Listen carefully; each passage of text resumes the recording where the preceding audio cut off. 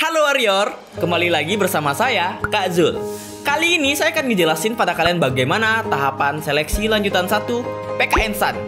Tanpa berlama-lama, mari kita bahas.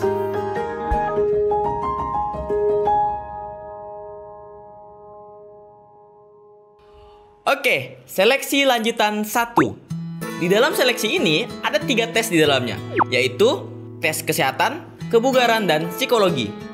Yang pertama adalah tes kesehatan. Tes kesehatan mencakup 2 pemeriksaan. Yang pertama, pemeriksaan secara umum, dan yang kedua, pemeriksaan secara spesifik. Yang pertama, pemeriksaan secara umum. Apa yang diperiksa? Yang pertama itu adalah tinggi badan dan berat badan. Yang kedua, ada pemeriksaan tekanan darah dan nadi. Dan yang ketiga, ada pemeriksaan mata. Apakah peserta itu rabun jauh, rabun dekat, mata silinder, ataupun buta warna. Nah, untuk program studi Bea Cukai, minimal kalian itu -2 atau +2.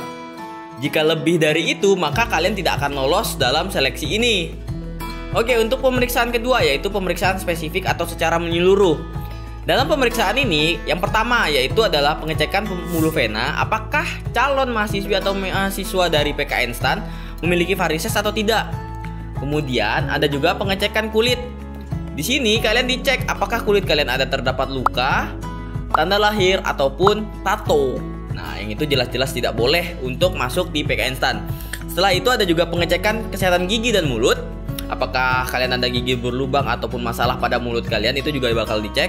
Selanjutnya ada pengecekan THT, telinga, hidung, dan tenggorokan. Kemudian ada pengecekan jantung, paru-paru, hati, kelenjar getah bening, dan juga refleksi sistem saraf. Setelah kalian melakukan tes kesehatan, yang dimana di dalamnya ada 2 pemeriksaan secara umum dan spesifik, maka kalian akan lanjut ke tes kebugaran. Dimana dalam tes kebugaran ini, ada beberapa hal yang harus kalian lakukan. Yang pertama, lari mengelilingi lintasan selama 12 menit. Yang dinilai adalah seberapa jauh jarak yang bisa kalian tempuh dalam waktu 12 menit tersebut. Semakin jauh jarak yang kalian tempuh, maka poin kalian semakin bagus atau semakin besar. Setelah lari, masuk ke tes selanjutnya yaitu tes shuttle run. Lari membentuk angka 8 dengan jarak 5 atau 10 meter selama 3 kali. Dan ini yang dinilai adalah seberapa cepat kalian dapat melakukan itu. Semakin cepat, maka semakin bagus poin yang kalian dapatkan.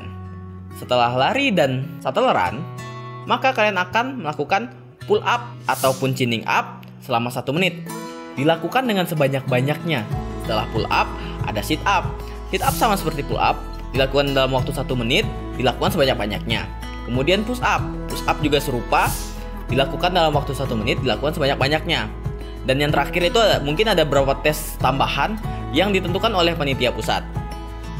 Tes kesehatan sudah, tes kebugaran juga sudah, maka selanjutnya adalah tes psikologi. Tes ini dilaksanakan menggunakan CBT atau Computer Based Test. Tes ini bertujuan untuk mendapatkan gambaran mengenai potensi kemampuan dan kepribadian peserta ujian dari aspek intelijensi, emosi, dan sikap kerja. Menurut informasi dari pengalaman yang sudah-sudah, tes ini mirip seperti TPA dan juga TKP. Jadi, kalian bisa mempersiapkan diri untuk menghadapi tes psikologi ini. Setelah kalian melakukan ketiga tes tadi, maka kalian akan dinyatakan lulus apabila yang pertama, kalian memenuhi kriteria dalam tes kesehatan, kebugaran, dan psikologi. Setelah itu, poin-poin itu akan dijumlahkan dan dirankingkan. Apakah kalian bakal lanjut ke tahapan seleksi lanjutan 2 ataupun harus gagal di tahapan seleksi lanjutan 1. Nah, untuk jumlah yang akan lanjut ke tahapan seleksi 2, itu semua ditentukan oleh panitia pusat. Jadi kita belum tahu nih berapa orang yang akan gugur ataupun berapa orang yang akan maju ke tahapan selanjutnya. Nah, jadi seperti itulah tahapan seleksi lanjutan 1. Bagaimana? Kalian sudah mempersiapkan diri? Terus dukung kita dengan cara subscribe channel kita, like, share, dan komen apalagi yang perlu kalian tahu dari sekolah kedinasan. See you Warrior!